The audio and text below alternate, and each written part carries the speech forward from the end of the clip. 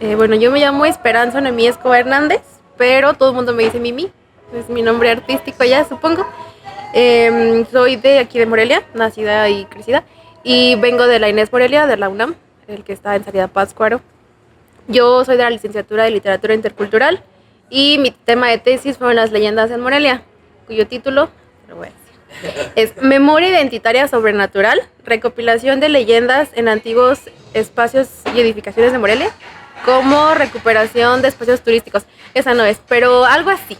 Es acerca de las leyendas y el enfoque turístico que tiene. La importancia de tener la preservación histórica de una leyenda histórica y de cómo esto influye en la calidad de los visitantes, en la identidad de los morelianos y cómo lucramos o no con la cultura. Porque en la carrera tenemos una materia que se llama recopilación y trabajo de campo. Y en esta materia el trabajo final es recopilar justo un video, una entrevista cortita sobre un tema de aparecidos. Entonces yo lo que hice fue ir al Conservatorio de las Rosas y preguntar a la gente, ¿no? Como, ¿aquí espanta? Y ya me dijeron, ¿no? Como de, sí, sí espanta. Entonces ya, ¿les puedo grabar? No. Y yo de, bueno, igual te voy a grabar por abajito, ¿no? Entonces hicimos una entrevista que fue como muy genérica, de puro audio, una imagen como muy fea. Pero este tema me interesó demasiado, entonces les dije, yo tengo que regresar, porque me interesa demasiado. Que yo desde chiquita, como vengo yo de una familia muy creyente, mi mamá es de una cultura otomí, mi papá es purépecha. Entonces, todas las cosas que me contaban del campo, de la cultura, de todo lo que ellos creían, me influenció demasiado en mi percepción de la cultura y de cómo diferentes personas pueden ver el mismo mundo que habitamos. Entonces yo siento que tengo como el tercer ojo para sentir presencias raras. Puede ser que no. Mucha gente no me cree. Mucha gente dice, ah, sí, yo también me pasa, ¿no? Entonces creo que se juntaron ambas cosas. Y cuando estaba buscando el tema de tesis, fue como, ¿qué hago? Algo que me guste o algo que vaya a generar algo importante. Y justo se juntó lo del conservatorio, mis gustos por las leyendas, por lo paranormal. Y dije, pues aquí soy. Ya no. De hecho, ese tema lo escogí como en quinto, sexto semestre. Y desde ahí lo empecé a manejar con un mismo profesor. Con el profesor que me daba seminario de titulación. Y ya dijo, pues aquí somos. No hay que movernos, no hay que cambiarle nada. Yo te voy a asesorar. Y les seguimos. Entonces eran como estos 8 lugares emblemáticos de la ciudad. Y el recorrido que ubicaba estos espacios. Y cómo es que tienes la perspectiva de las personas que habitan los espacios y la perspectiva de los que trabajan vendiendo estos espacios. Entonces tenía a los trabajadores, a los cuidadores, también a los visitantes de los museos, de las casonas y a las personas que trabajan en turismo, cómo agarran todas esas historias y las ofrecen al público. Por no decir vender, pero sí las venden al público. Como yo estuve en Clavijero durante, ¿qué? 1 año y medio trabajando ahí, ya todo el mundo me conocía, entonces yo llegué y les pregunté, ¿puedo entrevistar? Y me dijeron que sí, súper bien. Pero, por ejemplo, en la casa, en el Museo Archivo Casa Natal de Morelos, se llama así, me cobraban 13,000 pesos por grabar. Y yo dije, no, oiga, pues, pago 2 pesos al semestre en la UNAM, no voy a pagar 13,000 pesos para entrevistar gente aquí, entonces decidimos que allí no. Creo que fue más fácil en lugares donde yo ya conocía gente. Fue más o menos complicado en lugares donde no conocía a nadie, pero fue muy difícil en lugares que están bajo el cuidado del INA. INA, ajá, sí. Es como que ellos, no es que fuera imposible, pero era muy... Por ejemplo, el Casa Natal de Morelos, justo es la cuna de la ciudad, ¿no? O sea, ahí está el hombre que nació y por lo cual la ciudad se llama Morelia, ¿no? Que es Morelos. Y tiene como su importancia dentro de la ciudad. Y específicamente para mí ahí me gustó mucho porque es un lugar que más de apariciones es de paz. Muchas personas decían, es que aquí sí pasan cosas raras, pero te da mucha tranquilidad. Las apariciones aquí o las sensaciones no dan miedo, te dan una sensación de calma y especialmente de pertenencia. Muchos morelianos creen o sienten la vibra de Morelos y se sienten más partícipes en tanto la historia y la cultura de la ciudad. Entonces se me hizo muy curioso, eso yo no lo sabía cuando estaba investigándolo. Lo aprendí justo en esta entrevista y se me hizo muy curioso y muy bonito. Y personalmente Clavijero tiene como yo estuve ahí 2, 3 años, ¿cuántos fueron?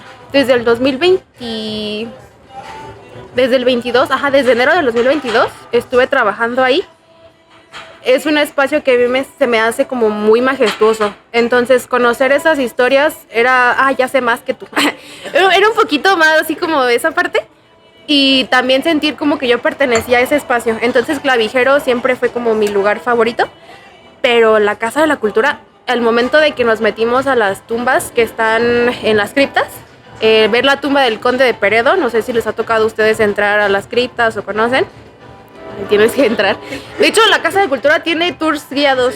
Entonces yo entré ahí 2 veces y la tercera fue el permiso que saqué para entrar ahí sola con mi mamá y con una de las guías. Y fue de las cosas más extrañas porque se sentía muy feo, y feo en el sentido de que yo estaba temblando, las imágenes se movieron muy raras. Hubo un momento en el que la cámara dejó de funcionar, como que se borró todo. Hubo una imagen muy, muy oscura. Hacía muchísimo frío, la humedad era sumamente intensa, no sé, fue como horrible. Evidentemente volvería a bajar, eso fue genial, estuvo horrible, pero fue genial. Pero sí, en Clavijero no lo puse en el documental porque por cuestión de tiempo, pero en Clavijero obtuve una psicofonía. Al momento de estar grabando tenía yo un micrófono que se llama lavalier, algo así, se conecta al teléfono nada más, que es puro sonido. Estaba entrevistando yo a una persona y se escucha un silbido de fondo. Y es un silbido que nadie pudo haber hecho. Es un silbido que se escuchaba directamente en la bocina porque las voces de las personas estaban como muy lejos y cualquier sonido de aire o de viento o cualquier cosa que pasara se hubiera escuchado muy lejos. Y no, ese sonido fue directamente en el micrófono. Lo manejamos con el encargado de sonido. Hicimos la recuperación del sonido como amplificado. Y nunca supimos de dónde salió. Era como si lo hubiéramos insertado en postproducción, ese silbido. Y dije, no, mejor no hay que tocarle, no hay que investigar nada porque me va a dar algo. Entonces, y otra que mucha gente no me cree, yo lo conté cuando estuvimos en el Centro Cultural dando la ponencia, que sentí que desde ese día que yo fui al Conservatorio de las Rosas, me persigue un fantasma. Ahorita ya no, ya se fue, porque creo que como ya me titulé, ya no me sigue. Pero yo estaba yo 100% segura de que me estaba siguiendo un fantasma, de verdad. En todo momento yo veía sombras o sentía presencias mientras editaba. Era un cuarto súper chiquito, yo sola durante horas en el día. Cuando ya era muy tarde, yo estaba sola editando, sentía como alguien caminaba detrás de mí, pero nunca me dio miedo. Sí, sentí como que era alguien que me estaba acompañando y me estaba dando apoyo moral, como de, apúrale, haz la tesis, ya termina. Entonces, al momento de titularme, no sé si es que estoy muy loca, créanlo o no, pero yo sentí como que esa presencia se desvaneció. Y no fue algo que me diera miedo, que no me gustara, simplemente fue como una liberación muy extraña. Y estuvo muy chido, la verdad. A mí me encantan todas esas cosas y yo, se me pasó. Durante la edición, yo lo tomo como la postproducción, ¿no? Una vez que ya terminé de recopilar todo, el montaje fue muy difícil porque yo jamás había utilizado un equipo de edición, ni de sonido, ni de video, ni de nada. Y es muy intimidante cuando te sientan en la computadora. Yo tenía 2 pantallas, tenía un controlador de la imagen, de la calidad de la imagen, el sonido, el color. Yo no sabía qué hacer, yo le dije al encargado, que se llama Andrés, el del Almo, le dije, ¿qué hago? Y me dijo, pues mira, te enseño lo básico, te enseño unos tutoriales, cualquier cosa que te atores, pues me dices y te explico. Pero lo hice yo todo sola. Entonces fue como, ¿qué será? 6 meses de estar picándole y moviéndole y como salga. Y ya después fue como de, ok, ya lo hice, échale un ojito, por favor, qué hice bien, qué hice mal y cómo lo arreglamos. Entonces fue una cuestión de chicle y pega, de a lo mejor y sale, a lo mejor y no, le regreso, control Z, que de hecho en la edición ahí no existe el control Z, son otras claves, no es como lo que yo sabía. Entonces fue muy difícil, especialmente porque como lo hice todo sola, no sabía qué estaba haciendo. Entonces había que confiar mucho en mi propia intuición, en los tutoriales, y también como parte de la recopilación la hice imaginando cómo lo iba a editar. Entonces cada que hacía yo una toma tenía que decir, ok, esto va con esta otra toma. Esta toma va a combinar con la entrevista de tal persona. Entonces yo ya estaba planeando cómo editarlo desde antes de estar editándolo, porque si no, no iba a funcionar. Así que por esa parte me sentí cómoda porque ya sabía qué iba a hacer con el material. Pero por otro lado era como de, ok, ¿y ahora cómo lo hago? Así que sí, fue complicado, pero pues se logró. Fueron 400 horas, creo que así, de material. Y 400 horas. 400 tomas del material. En total fueron 10 horas de grabación. Y pues solamente fueron 56 minutos. 54, 56 minutos. Entonces, te contaba que lo primerito, el acercamiento principal fue el conservatorio. Y dejé afuera el conservatorio porque ya no cabía. De hecho, ese fue el primer lugar al que me acerqué. Todavía me da mucha pena con Josué, que él fue el que me dio el permiso. Y al momento de estar acomodando los segmentos, como te digo, eran 9 segmentos diferentes, todos tenían una vinculación. Como que en un espacio te mencionaban el otro y brincabas al otro. O como que las leyendas quedaban en el medio porque como que vinculaban todo. Y el colegio de San Nicolás, la biblioteca pública y el clavijero, que es como el bloque jesuita, quedaban al final porque todo embonaba, o sea, todo era perfecto. Y el conservatorio de las Rosas nunca embonó, o sea, era como lo pongo al principio, lo pongo en medio, lo pongo al final, no cabía por ningún lado. Y con todo el dolor de mi corazón dije, pues lo quitamos porque, pues, ajá. Y tampoco era mucho contenido, la verdad, eran como 7 minutos. Bueno, para el documental de 54 minutos sí fue mucho, pero lo que estaba pensando era guardar ese material para una versión diferente, una segunda parte o algo un poquito más relacionado específicamente con el conservatorio o alguna otra cosa. El material no se borra, el material se queda ahí. En algún momento lo tocaremos otra vez y lo trabajaré. La principal, creo que todo moreliano la conoce, es la de La mano en la reja, que se ubica en el Centro Cultural de la UNAM, en la calzada de San Diego. Es una leyenda que yo verdaderamente conocía, pero no sabía de qué trataba. O sea, era como de, pues es la más famosa y de hasta ahí. A mí, de chiquita, a mí me decían que Leonor estaba enterrada en esa ventana. O sea, era como de ahí la puedes ver. Si te asomas, ahí está la mano de Leonor. Y yo, no es cierto. Pero sí es cierto. Ya cuando entras y te pones a grabar ahí, sí se ven cosas raras. Y La mano en la reja fue como la más importante en términos de que todo el mundo la conocía, o era como la más popular en la ciudad. Y lo que los turistas van a preguntar. En tanto leyendas como tal, leyendas históricas, es la única que puedo hacer rastreo histórico, hacer un trabajo de archivística. Todas las demás son apariciones, no son leyendas como tal, no se consideran leyendas históricas porque al ser contadas por los mismos empleados, por los trabajadores, por visitantes, son leyendas que están como vinculadas a la historia porque tocan temas del pasado y de fechas importantes, fechas que ocurrieron, hechos reales, pero no saben si de verdad o no pasó, porque lo estaban viviendo ellos. Entonces, ¿les crees a ellos o no les crees? Así que como leyenda histórica no lo contamos. Así que la única leyenda que se cuenta como leyenda histórica es la de La mano en la reja. Fíjate que trabajar como tal con esas leyendas es muy repetitivo. Yo las quiero mucho, yo de verdad. Y evidentemente al autor que escribió la primera antología de leyendas, que es Francisco de Paula León, y el que hizo el primer libro es Francisco Alcocer Sierra.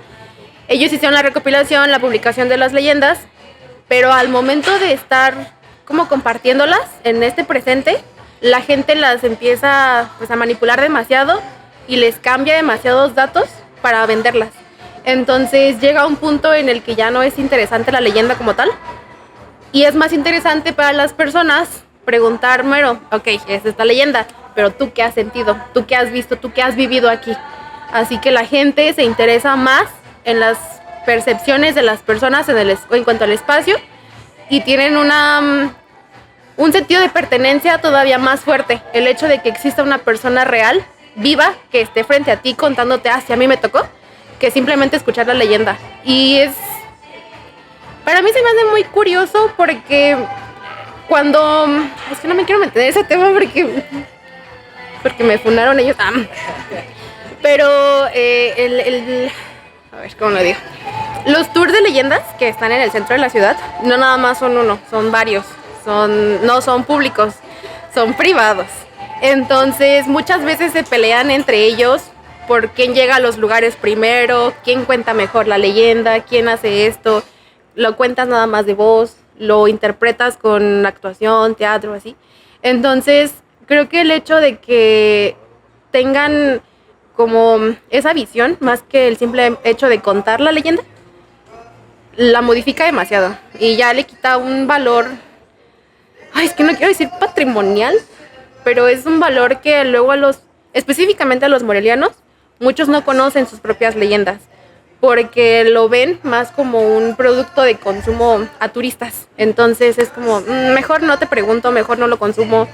Yo nunca me había subido al tour de leyendas hasta que hice la documentación. Y de hecho me gustó, pero al mismo tiempo siento que justo está diseñado para turistas. Entonces, no sé, es como complicado. Dejé muchos espacios que justo era caro grabar. Y muchos otros que simplemente no me acerqué porque como ya eran demasiados espacios, dije pues para la segunda parte.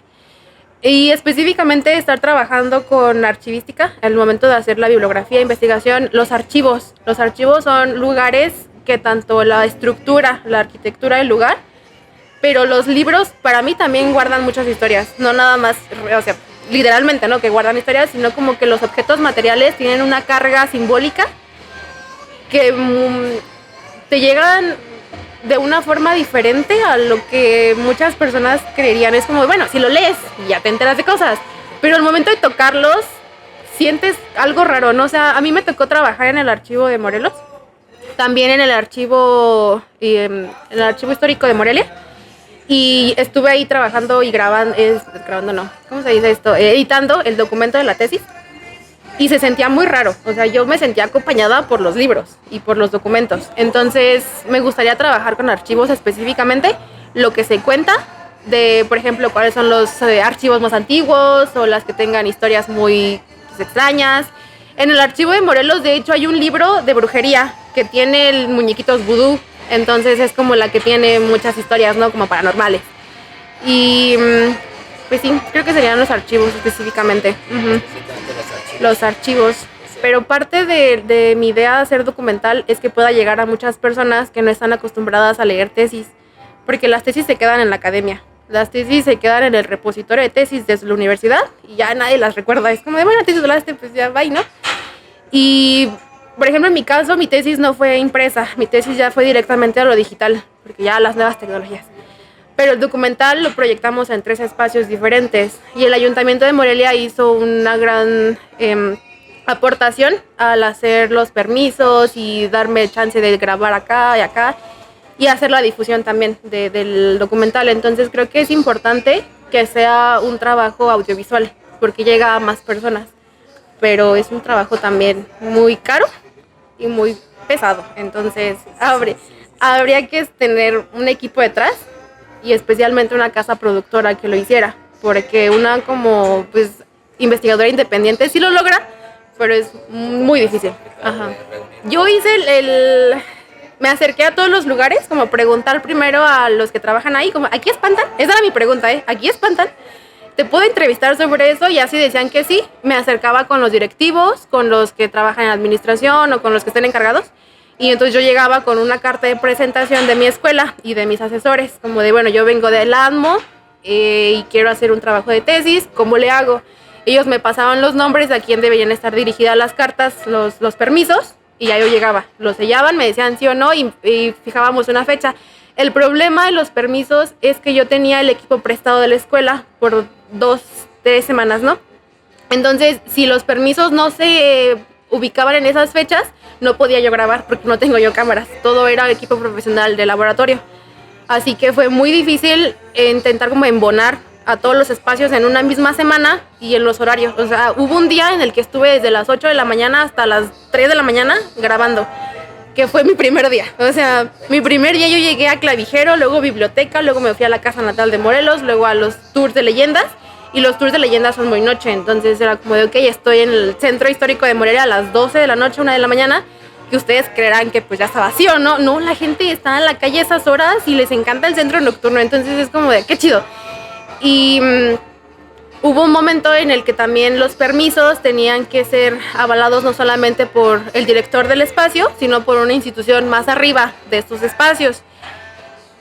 Y ahí me cayó, porque si no se me va a saltar la sopa de lo que pasó en mi biblioteca pública. Sí, hubo, creo que nada más 2 problemas con permisos en cuanto a fechas. porque o no estaban disponibles los que íbamos a entrevistar o no estaba disponible el espacio.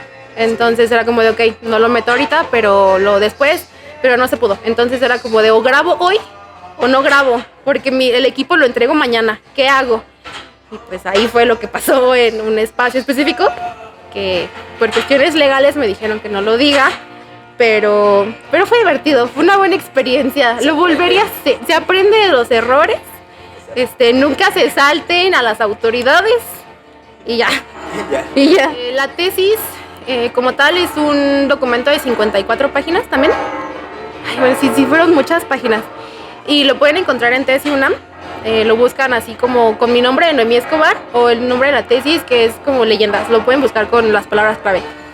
Y el documental está ahorita en una etapa de postproducción, porque al hacerlo las prisas, porque yo me quería titular ya, o sea, era como de ya que salga. Tuvimos ciertas complicaciones con el sonido, entonces ahorita estamos retomando todo eso y lo vamos a publicar en el Repositorio Nacional de Materiales Orales del laboratorio, del ASMO. Esperemos que tal vez por marzo lo tenga ya arriba del repositorio, porque sí es un trabajo de edición todavía extra, entonces lo sigo trabajando, ¿no? Pero el documental, por razones de publicidad y también como porque yo me creía acá la gran directora de Hollywood, le pusimos nada más Memoria del Espacio, Leyendas del Centro Histórico de Morelia, que era como el eslogan, ¿no? Memoria del Espacio. Dato curioso, memoria del espacio es un término que también se ha estado como estudiando, en los espacios que guardan pues una memoria colectiva. Entonces a mí se me hacía como muy curioso ese nombre y decidí dejarlo como Memoria del Espacio porque quiero seguir trabajando con este título, tipo Memoria del Espacio. El primero que hice fue Leyendas del Centro Histórico. Ahora tipo Memorias del Espacio, Hoteles de Morelia. Memoria del Espacio, los archivos de la ciudad, o así. Entonces era como el título específico. Y el título de la tesis sí está más largo, ni yo me lo sé, la verdad. ¿Para qué les digo? Búsquenlo en internet. Cuando yo me metí a estudiar humanidades como tal, muchas personas dicen, es que no vas a tener trabajo. No sé si ustedes se los comentaron, historia, literatura, artes. Es como, bueno, eso no es una ciencia exacta. Y creo que la importancia de las humanidades es que no se queden en la academia. Desde el primer momento cuando yo supe que quería hacer de la tesis, dije, esto no se puede quedar en la academia. Primero porque en la academia ni los mismos académicos quieren volver a verlo. Es como de, pues sí, ya lo trabajaste, chido, lo que sigue. Porque, al menos desde mi perspectiva, yo siento que es como sacar un archivo, un trabajo de documentación, un artículo y lo que sigue, y lo que sigue. Y ya es como de, bueno, y retomas uno, retomas otro, pero bueno, o sea, lo lees, te lo absorbes, lo produces, haces una cosa, y es como de, ok, pero pues, si se queda ahí, o sea, ¿quién más lo ve? Tú haces una recopilación de un pueblo, de una comunidad, les preguntas a gente y ok, lo analizas, se queda en tu repositorio y ¿qué sigue? ¿Para qué te sirve? Es como, bueno, y yo trabajé con eso durante mucho tiempo y yo decía, ok, sí, pero ¿de qué sirve que lo grabe y lo analice? ¿A quién se lo voy a contar? ¿A los mismos académicos? Pues, o sea, sí, pero estaría bien que otras personas también supieran de su existencia, no nada más en los académicos. Y al momento de hacer este trabajo, yo les comenté a mis asesores, yo no quiero que esto se quede en la academia, yo quiero que venga el presidente municipal a mi tesis, o sea, que venga la titulación. Lo invité, no fue, pero mandó al gerente del centro histórico. Y al momento de que llega a una instancia de gobierno y es como de, ok, estas personas, las académicas, ¿no? los intelectuales que somos según, están trabajando con algo que nos puede favorecer, no nada más a las escuelas, sino también al gobierno y especialmente a la sociedad como tal. Es importante, entonces hay que retomarlo. Y al momento de hacer la difusión, las personas estuvieron como muy emocionadas porque dicen, yo salgo ahí, o yo invité a mi familia para que me viera hablar. Y yo tenía la intención también de lo que son las voces colectivas que usualmente no son escuchadas, porque muchas veces la historia, pues que no me quiero meter en tema, ¿verdad? Pero la historia retoma voces que son como las más importantes, las que todo el mundo dice, pues este dijo esto y es lo que todo el mundo debería saber. Pero hay un montón de personas, un montón de voces que se quedan en la parte de abajo que nadie conoce. Y yo quería hacer sentir a las personas que entrevisté, tu voz también es importante, lo que tú me cuentes también importa. Entonces te doy el espacio y aparte te doy la difusión para que más gente sepa lo que me estás contando. Y a ellos les emocionaba mucho. A ellos dijeron, sí, yo quiero saber, yo quiero que el mundo sepa lo que quiero decir. Y los hacía todavía más partícipes de su propia sociedad. Es como, ok, ahora ya todo el mundo me conoce y todos en la ciudad saben que en este espacio pasó esto porque yo lo dije. Y les daba ese sentido de valor a sí mismos, que es como, identidad, también, como la reapropiación del espacio y la reapropiación de su propia cultura. Y justo eso, de compartir lo que tú conoces y que otras personas pueden compartir lo mismo. Es como, yo sé esto y él también, entonces ahora ya sabemos los dos y todo el mundo sabe. Sí. Yo desde el principio tenía el enfoque de centrarme más que en el turista, en el ciudadano moreliano y de la reapropiación de estas historias para que ellos sintieran que son parte de la sociedad moreliana, al principio. Entonces, al momento de estar investigando, sí me di cuenta de que muchas de estas historias son modificadas para el consumo del turista. Entonces, al hacer la investigación, era como de, ok, pero ¿cómo manejas esto? ¿Yo estoy de acuerdo o estoy en contra de la venta de las leyendas, no? Y creo que es muy importante también tener en cuenta quiénes son quienes están compartiendo las historias, quiénes los están recibiendo y por qué. Entonces, al momento de yo enfocarme en las historias de aparecidos como tal y no tanto en la leyenda histórica, me enfoqué mucho en lo que se cuenta de voz en voz entre ciudadanos y no específicamente en las leyendas que se venden a los turistas. Y cuando hice esta comparación, es como de, ok, y ahora, ¿cómo estás compartiendo estas apariciones, las historias de apariciones a los turistas? Y se me hizo bien curioso porque muchos de los que me contaban a mí como de, ok, pasa esto, es lo que me ocurrió a mí. Pero al momento de que me lo cuentas a mí, me lo cuentas en confianza. Es una plática que estamos teniendo entre ciudadanos, ¿no? Aquí estamos. Pero cuando escuché cómo se lo cuentas al turista, le agregaste que no era un fantasma, eran 3. Que no fue aquí en el pasillo, fue en el cuarto más oscuro de allá. ¿Por qué? Porque eso le interesa más al turista, porque te va a dar una aportación monetaria por lo que te cuenta. Entonces es como, ¿qué necesidad de cambiar tantas cosas de tu narración para recibir dinero? Y la respuesta es fácil, pues el dinero. O sea, perdóname, pero yo te lo cuento, pero también tengo que comer, entonces de algún lado tengo que sacar el dinero, ¿no? Está feo hacer ese tipo de modificaciones y creo que es ahí donde yo marco el límite. O sea, tú me puedes contar lo que tú quieras, siempre y cuando sea algo que realmente te pasó, algo que sea tal cual de la leyenda histórica que sacas, como el origen, pero del momento en el que lo estás modificando tanto y tantas veces para el disfrute de un turista, es cuando digo, no. O me lo cuentas bien, o ya mejor no me lo cuentes, porque ya ni siquiera es la historia original, o ya ni siquiera es como la historia que yo quería escuchar. Es como, pero sería ese donde yo marco el límite también. No sé quién vaya a escuchar, ver esto, pero es muy triste que los principales libros de leyendas, que son de Francisco Alcocer y Francisco de Paula, no tengan reediciones actuales. Entonces, si pudieran buscar la forma de hacer una reedición de estas leyendas, estaría bien padre, porque muchas de estas se quedan justo en el olvido, porque no salen actualizaciones de estas ediciones. Entonces, todo lo que conoces sale de voz en voz, y al momento de pasarla de voz en voz, se distorsiona. Entonces, creo que está bien, porque justo las leyendas no deben quedarse estáticas, evolucionan conforme la sociedad evoluciona. Pero conocer el contexto y la historia original de los libros que están ya publicados es muy importante, porque entonces tú te puedes hacer una idea de las comparaciones, analizar en qué momento cambiaron, cómo le escuchas tú o cómo le escuchaba la gente que vivía en el 1800. Entonces, yo sí les recomendaría que llegaran primero a la base, que son estos 2 libros de Francisco Alcocer Sierra y Francisco Paula de León. Y si les interesa mucho, pues yo no estoy en contra del tour de leyendas, que realmente creo que es hermoso y todo el mundo debería asistir, aunque sea una vez, para hacerse una percepción de lo que es. Si les gusta bien, si no, pues no. Pero creo que también estaría bien no nada más conocer el enfoque turístico, sino realmente preguntarle a las personas que habitan los espacios o que saben algo que han vivido, porque ellos son los que realmente te dicen lo que sienten, lo que perciben y cómo se sienten identificados con el espacio y específicamente cómo se identifican con las leyendas. Y